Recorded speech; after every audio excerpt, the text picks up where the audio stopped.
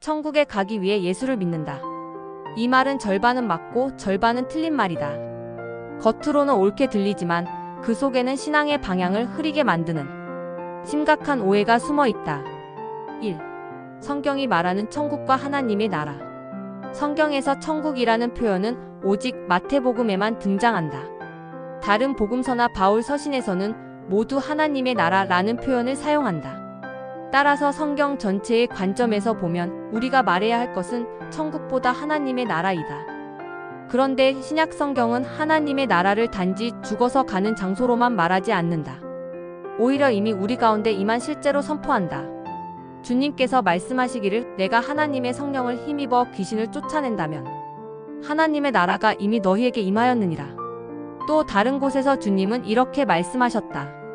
하나님의 나라는 볼 수 있게 임하는 것이 아니요 또 여기 있다 저기 있다고도 못하리니 하나님의 나라는 너희 안에 있느니라.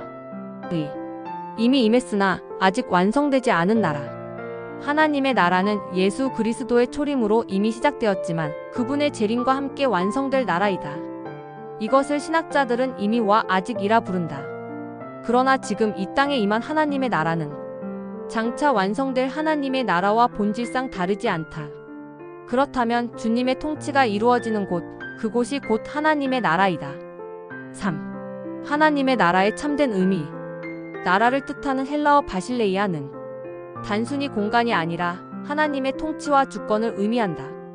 따라서 하나님의 뜻이 이루어지고 그분의 주권이 인정되는 모든 곳이 바로 하나님의 나라이다. 따라서 우리가 그분의 다스림 아래 순종하며 살아간다면 우리는 이미 그 나라 안에 살고 있는 것이다. 4. 천국에 가기 위해 예수를 믿는 것이 아니다. 예수를 믿는 이유가 단지 천국에 가기 위해서라면 신앙은 결국 불안과 두려움 위에 서 있게 된다. 우리는 천국에 가기 위해서가 아니라 예수 안에서 이미 하나님의 나라에 들어왔기 때문에 믿는 것이다. 그리스도를 믿는 순간 그분의 통치와 사랑이 우리 안에 시작되었기 때문이다. 물론 우리가 죄를 짓거나 주님과 멀어질 때 그 나라를 온전히 누리지 못할 수는 있다. 그러나 그분의 나라 바깥으로 밀려나는 일은 없다. 그리스도 안에 있는 자에게는 결코 정죄함이 없기 때문이다.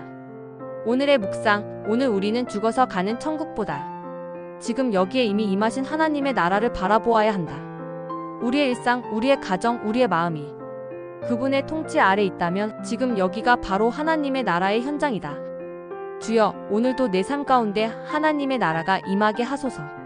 내 생각과 말과 행동이 주님의 통치 아래 머물게 하시고 지금 여기서 천국을 누리는 자 되게 하소서.